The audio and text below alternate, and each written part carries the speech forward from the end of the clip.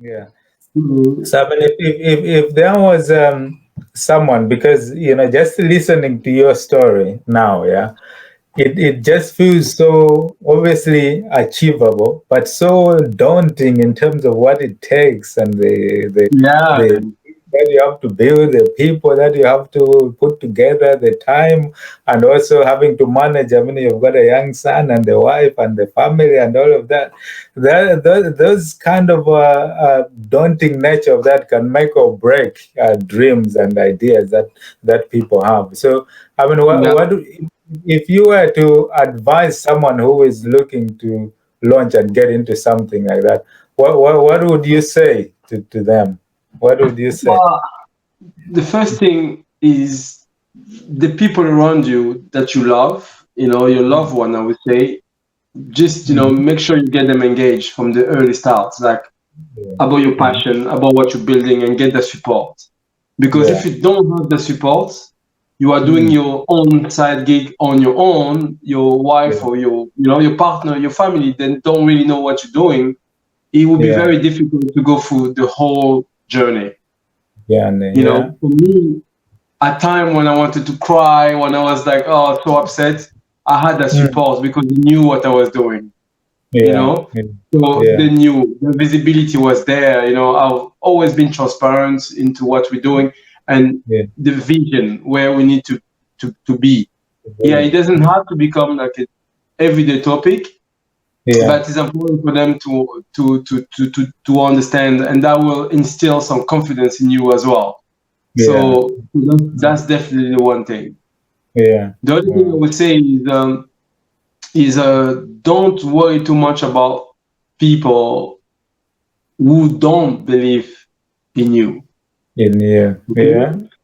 So because that's a dream killer for many. Yeah. Many people Yeah. give up because they heard somebody saying like it's not going to work. They don't believe in you. Mm. So one thing that I've done early on was to always get people to prove me wrong. Yeah. Actually, I love it when I'm challenged. I love it. Yeah. I don't go into the detail of what I'm building, but Yeah. I like having conversation about what I'm building Yeah. and getting people to prove me wrong. Like why doing these things differently is wrong. Why is it wrong? Tell me Yeah. why. And that why question is something that I always Mm. had with me, and it's something that helped me get Yeah. to where I am now. Simply because I don't often accept the status quo. Yes, certain things are done certain way, but it Yeah. doesn't mean that you just need to live with it for the rest of your life, right? You can look at it and say, why is this is done this way? Let's take a Yeah. step back. What will happen if we do it this way? What are the Yeah. risks? What are Yeah. the impacts? Yeah. Is it creating a positive impact to somebody's life? Mm. And if the answer is yes, and the risk is none, then Mm. why should we not do it? Unless it's Yeah. costly and then you cannot afford to do it, then it's a different thing. But if it's possible to do it and it's changing people's life in such a positive way that they will be looking to pay for the service, Yeah. uh, then you have a business, regardless of what you do. Mm. You know? That's that's great. That's great piece of advice. Now Yeah. again, taking obviously your experience. I mean, you had a good education. You worked for some of the top organizations out there. So in a way, you were pretty much well set into the sort of entrepreneur side because you could manage and projects and all that kind of thing. But from a leverage point of view, someone who is looking, maybe they have a big idea and they would like to do such a project, but they don't have a sort of similar background to Yeah. someone like yourself in order to That's put fine. something together. Yeah. Do you I think think, that is possible for someone to of do? And course, what do they take and what do they need? of Yeah. course, it's possible. Of Yeah. course. What I will advise is to find people around them, Yeah. who can provide some guidance, Yeah. because not everybody is a business person. Not Yeah. every idea becomes a business. you know, and not every business person can run good product either. Yeah. So it's about that combination. So don't be afraid, you know, to seek for advice. Always start with people around you, and don't be afraid to be challenged. You know, this is the thing. This is the thing. It's about being challenged. You know, don't think that everybody will say yes, yes, yes, yes. For me, from early on, it was no, no, no, no. Early on, I had many no's, many, and I still have some no's, but it doesn't stop me. You know, it doesn't stop me. The only thing that will stop me is if customers say no. You know, if customers say, "Wow, we don't like it, we don't want it," then I'll be like, "Okay, maybe I should stop because it's not something people want." But as long as I have something that people are looking for, then it's a yes. You know, like definitely get that advice from people around you who understand the challenges of business. It doesn't have to be one person. It could be a combination of people. Someone was good in finance like you. Someone was good in business development. Someone was good in marketing. You know, and you know, get their opinion on certain things. And that will help in terms of guidance. Definitely, it will help in terms of guidance. Cool. And now, given the sort of global nature of the world these days, I mean, what do you say is the role of technology and IT and social media? Because if you're looking to do something that is scalable and sustainable and can go global, there's no way of avoiding that. And you know, you yourself coming from the digital space, you know, things can happen quickly. You can reach a lot of people in other areas. So in terms of you know, someone who has an idea of a business, but maybe it's something that cannot go global. It's just maybe a local thing that is difficult to scale and all of that. I mean, would you encourage people to take on those kind of businesses, or should they be thinking of something that is global, can leverage IT, can make maximum impact and reach the masses in a way? What would be your thoughts around that? 1 second. Just give me 1 second. Okay.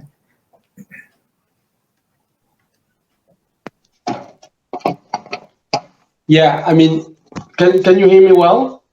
Yes, I can hear you perfect. Yeah. Okay, so first of all, any business nowadays,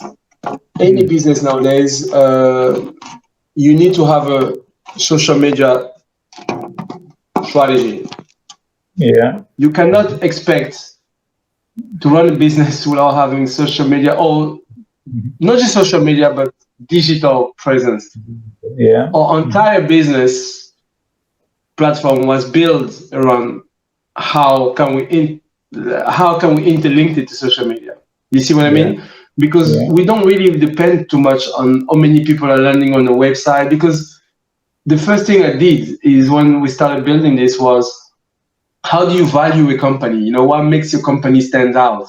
In general, is we have X amount of people going into a website every day. You know, like this kind of metrics, or they spend like X amount of time, you know, onto a website and this and that. And I'm like, but this is so old school. How many people goes to website and spend time on the website, to be honest with you? You know, like people will spend more time on social media, I would say, than on the specific website. You know, regardless of what website it is. I don't spend my time on Airbnb because I'm using Airbnb to book. I would just go, find a room, book, and that's it, I'm out. You see what I mean?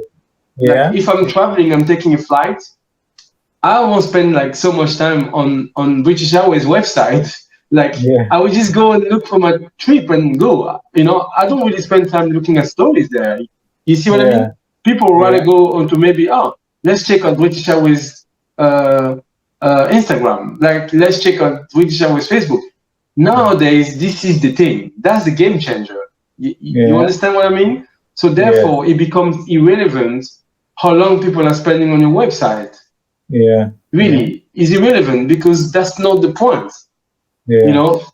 So that's the reason why MyColive was built in a way that, yes, the website is the engine for everything that we do, Yeah. but is not actually the focus point. Yeah. You can literally go on MyColive Facebook page. You will see a shop linked to a website. You will see all their interaction. You can go on Instagram. You will see the stories of MyColive all feeding in. You can Yeah. see the reviews on the website. Like, very soon, everything is interlinked. So Interlink. we are looking at it from that bigger picture. Mm-hmm. We are spending a lot of time on analysis. We are actually looking at every analysis out there in terms of what converts a customer, what drives a customer to book, the engagements from Yeah. all parts, from the website, from chat, from Yeah. chatting even, like Yeah. all platforms. So Yeah.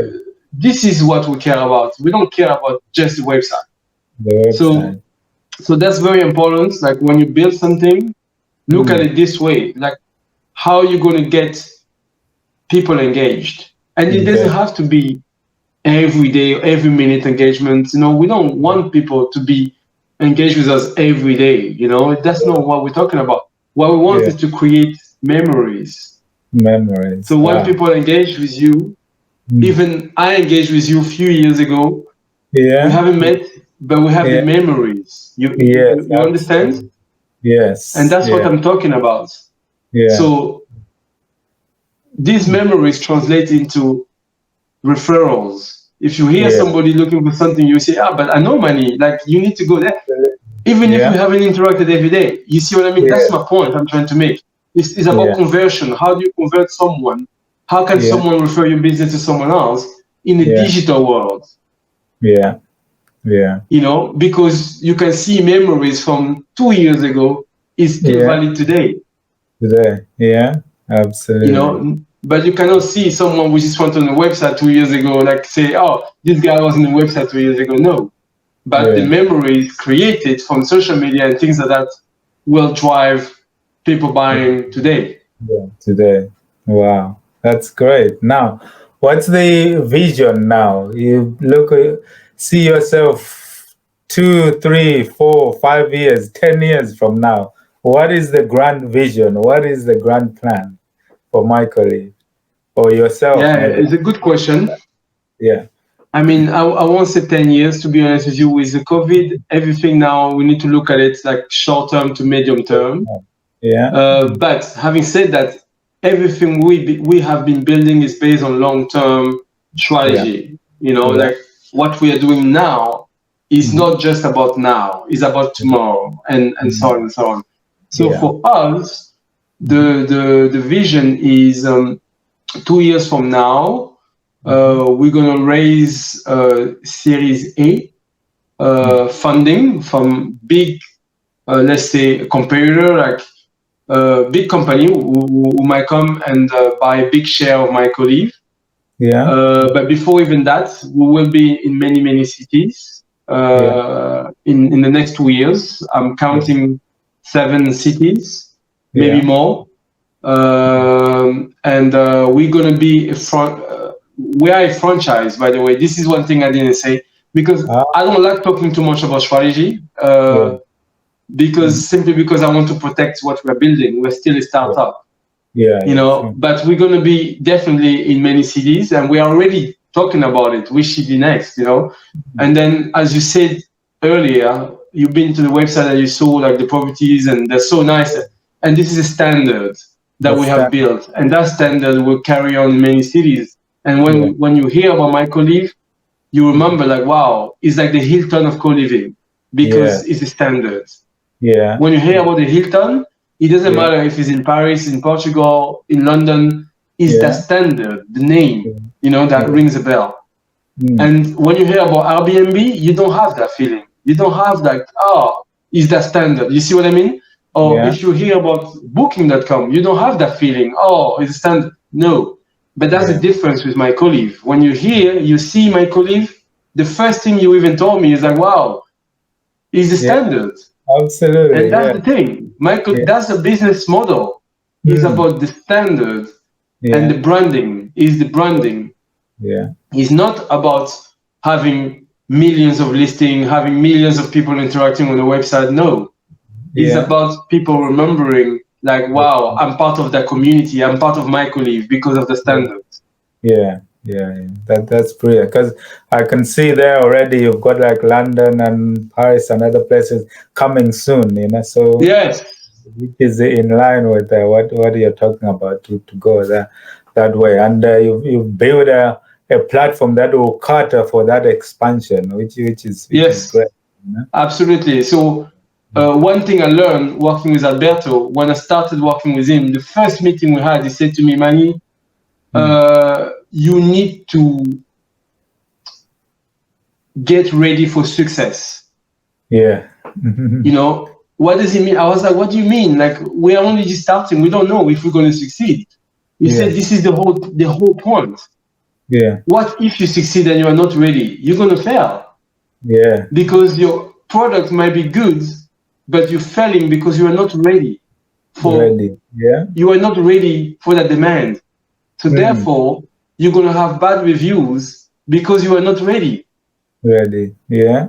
You see what I mean? Yeah. Get ready for success. And to your point that you saw on the website, coming soon, Paris, Lisbon, so many cities, because we are getting ready for success. For success. That's brilliant. It's very simple. That mindset. Yeah. Once you have the mindset, like, wow, you're going to succeed, it's going to be great, and you are getting ready for it. Don't just dream about it, but getting ready for it operationally. Like, you see, a website is already operationally ready. We just need to add listings and people are ready to go. Ready to go. Yeah. Absolutely. We purpose it. We did it on purpose, not to add listings yet, because we want to make sure that we are operating well in our main city.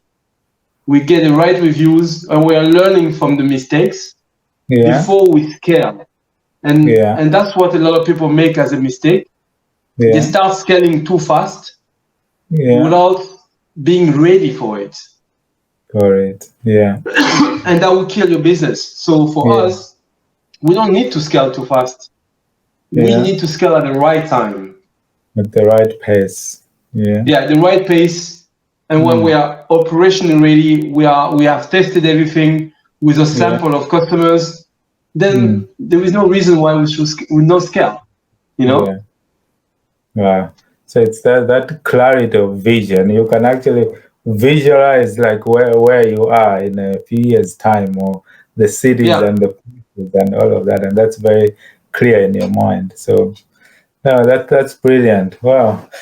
Yeah, thank you very much, man. It's been great to capture that inspirational story, and I'm sure a lot of listeners listening to this will just be like, "Wow!" If they could do just a small part of what you've managed to achieve, it will be quite inspirational. But the key here is for people to understand that what you're doing and what you have achieved. If someone has got the right vision, they can also achieve it. It's that perseverance and the clarity of vision, and not getting distracted by people and the naysayers, the people who are saying it's impossible, it's this. But when you come and face challenges, get your creative genius running to find solutions, and make sure you keep going on and you carry on until you get to where you are. So it's really been, even for me, quite inspirational. And I'm sure, we'll be following your story, how this goes, and I'll be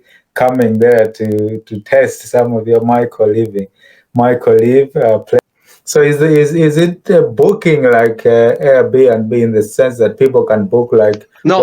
So the idea, I don't want to go into too much strategic, but the idea is that a company can rent the whole thing.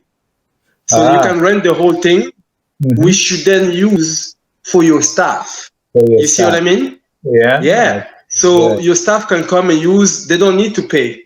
Because you as a company, you have a service agreement with MYCOlive. So therefore, this is not Airbnb at all. So this is, they can use it for whatever they want. Like, there are so many employees sometimes, They want to come for 1 week, 2 weeks, 2 months, 3 months, 6 months. You know, especially we live in a millennial world. If you look at JP Morgan, for example, the employees, like 70% of them are millennials. 70%. Yeah. You know, like between 22 years old and 40 years old. Literally, this is the main number of employees. The older you get, the more likely you exit the bank. It's very simple. So therefore, a lot of these young people, they lack experiences. People want experiences. It's very simple. So you either stuck in your own home, which is not a MYCOlive home. Look at this, or you can come and experience, spend some time here. At our home. That's brilliant. And you can even relax too. We have a yoga room. Look. Wow. Wow. So you've thought of everything, isn't it? I mean, do you think? Absolutely. And plenty of places to work. With colleagues. You can work by yourself because every room has a big desk. Yes, I see. So you can work. There is no problem. You can have your peace. If you want to be alone, you have it. If you want to be with a few colleagues, like 3, 4, 5 colleagues, you have it. Because every corner has a workspace. Like a collaboration workspace. Sure. I mean, you have collaboration workspace everywhere. Do you think COVID is gonna have any impact on your business model with people working from home or companies restricting work? What's your view on that? Oh, I think no. This is we are moving into a new world right now. Where working from anywhere becomes the norm. So therefore, many people will be working from home, but it doesn't mean you're going to be working from your own home. When people say working from home, it doesn't necessarily mean you need to be stuck in your own home. That's the thing that people don't understand. You can work from any home, from your home, or from let's say you decided to go to Paris for 2 months because you just wanted to change scene. You can do that. And what I'm trying to offer, I mean, first of all, for the employee, for the company based in Budapest. So what we're looking to offer is for them to be able to use MYCOlive as not just for employees coming on the street or something, but also for employees actually already based here, so they can come whenever they feel like they want to come. So think about it. Innovation and creativity requires collaboration. You can't innovate without collaborating. Look at me. I've been collaborating with a lot of people around the world to build MYCOlive. I haven't done that alone. And if you have a team, there is nothing better than sometimes meeting up with a team. You see what I mean? So you don't have to go to an office with 2,000 people. That's what I'm trying to say. You can come here. It's peaceful, less people, and safer. Cool. No, it's brilliant. It's such an excellent idea, isn't it? And you've perfected it to exactly the way you want it to be, exactly the way you want it to run. So really great to see. Really good to see. Okay. Thanks so much for agreeing to come on and speak to us. So it's great. Yeah, sure. It's a pleasure.